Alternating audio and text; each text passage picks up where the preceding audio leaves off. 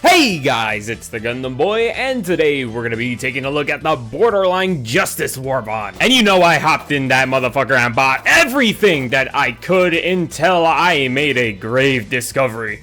For those who got into this Warbond as fast as they can would remember that the Deadeye gun actually didn't show up at all. But luckily for us, Arrowhead anticipated something going wrong and fixed it pretty quickly. They even refund you for your ghost gun you got scammed. Anyway, so this gun has 300 damage, a capacity of 8, a recoil of 120, and a fire rate of 100. It is medium armor pen, and it has round reloads. First thing I gotta say though, this gun's handling is beautiful. I could just shake this motherfuckers! This thing has a range of 25 meters to 75 to a whopping 150. And I'm gonna be real with you, the counter sniper has a real challenger now. If you go for a full dump on this gun, it will take a bit to reload, so keep that in mind, but it's round reload. You can fire like any moment. Siege Ready complements this gun, making it reload way faster. Ooh, look at that. And here's a comparison between the two guns in which you can see Siege Ready is just so much faster. I know you like the reload animation and all, but we really gotta get this video moving. I'd say how it feels in combat though is that it feels amazing. In fact, it's so precise that I find myself missing with it because it's just that good. And an amazing thing about this gun is that it has stagger. You can flick this guy over and over again and he'll be stun locked in the open, which is a really nice touch when you get into close combat situations. Doesn't matter if they're far or close, you will be winning most of these gunfights. I even went over to shoot some of the bugs like the Hive Guard and the Brood Commander to see how they reacted, and it looks like 2 shots is all it really needs to stump them down. Well, I will say that the Deadeye is great in single engagements. I can see it struggling in horde situations. Overall, this gun is a goddamn headhunter. I think most people who use this gun will have no problem just slaying all the hordes with headshots. I even find myself using the stagger to save teammates from big ol' rocket striders. Woo, look at that. Too bad it costed an arm and a leg and game stability to get this whoop. I can't say it. Next up, we have the Las 58 Talon, a medium armor pen, one-handed heat laser pen. Oh! And I was gonna show you how accurate this gun was, but I really got distracted about how this Devastator went flying. And for the weapon, it doesn't have any attachments or things you can change for it, but it doesn't need it when this thing hits like a dump truck. And when the gun overheats, you need to reload it, but it does cool down like the rest. If you fire it fast, though, you will have to keep in mind you get 8 shots before it overheats and jumps right out of its gun. And paired with the armor that you get from the Warbond, let me just say it makes this gun a monster at aiming. You can hip fire this gun no problem, just picking off all the little bot troopers. I feel like a cowboy, but Commissar Kai's loving this. I hope I get to play with the big swingers in the Helldivers community. You know I'm a little weird.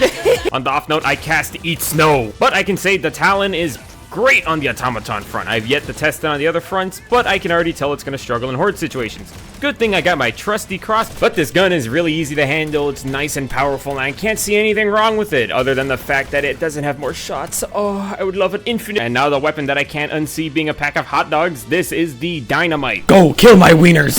Or the Ted 63 dynamite. I guess Ted's not talking anymore, he's blowing up stuff. But it has a damage of 700, penetration of 3, an outer radius of 12, and a fuse time of 5.0 seconds with medium armor pen, and yeah, it's explosive. It's a piece of dynamite. What? And don't let that fuse timer deceive you. There's actually several options for its fuse. And since it's a time bomb, it has a big old bright light to let all your Helldiver friends know that there's an explosive in that direction. Taurus, if you step on this while it's blinking, I'm gonna be very upset. So it has 5 seconds, 15 seconds, and 60 seconds. Though I'm not too sure what you'd use the 60-second timer for, unless you're really trying to run the timer down or doing some big brain thing. I took 3 of these hot dog packets and I threw them on the ground with all different timers to see the difference between them, just because, you know, it's fun. I was curious. I'm trying to imagine what you'd use these 3 bombs for, other than the fact that you can use it for crowd control. Maybe it's a more effective way of waiting for enemies to walk onto your grenade and just blast them, but instead it's a stick of dynamite. For the people who like to count seconds in their day, this is going to be the weapon for you. I'm curious, what do you guys think you could use this stick of hot dog dynamite for in combat? Because as of now, I can only see myself using as an IED for the unsuspecting automaton. And just because I know you guys can't read, the stick of dynamite does not blow up buildings. This thing is better off at killing off horde enemies or rocket devs that you have spite towards. I cast Burning of the Sun, but I wouldn't try to use this on the heavier units because it has to be on their weak point to really do any damage. But if you want to try anyways, you can't throw it too far and you can't throw it in front of it. It needs to be in the right spot behind his back. And I lied earlier. I know exactly what this thing is supposed to be used for. It's used for crowd control. Says so right here. Just testing people to see who complains before I finish. But it's an overall interesting and a new fun addition to the game, in my personal opinion. I'm gonna go throw this at a bug. And finally, the thing I was looking forward to the most out of this Warbond, which is the hover pack. And oh, the name's Gundam Boy. As I fly around into the wall. Harness the power of the Mandalorian with this jetpack as you hover over the enemies. This thing will jump you to a set distance in the air, which will be held at certain elevations, but you can move in the air and shoot enemies down below. Haha, that's right, Bugs. I evolved the fly. I'm gonna murder you guys all. I can kill you forever. Oh, wait. Ah! With falling to my death in mind, the jetpack can let you fly for a fair amount of time, though it does drain and it will force you to land. But its charge is significantly fast for what it does. Fun fact, if you're in the air and you let go of the backpack and unequip it, it will just fly away.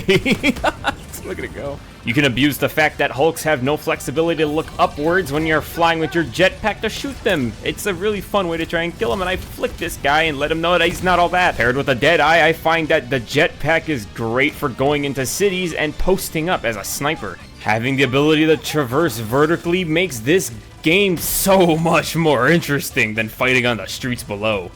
Peasants. I find that this will be great for city missions when you need to scale over buildings or walls that get you out of a cramped situation. And if you can hold still long enough, you can actually have pretty good accuracy for shooting enemies. Just don't use this against the fire bots, because if you're in midair, you can't dive to put the fire out. And that's the end of the video. And oh, what's that? I forgot the booster? Well, yeah, of course I did. Look at that. I don't need samples right now.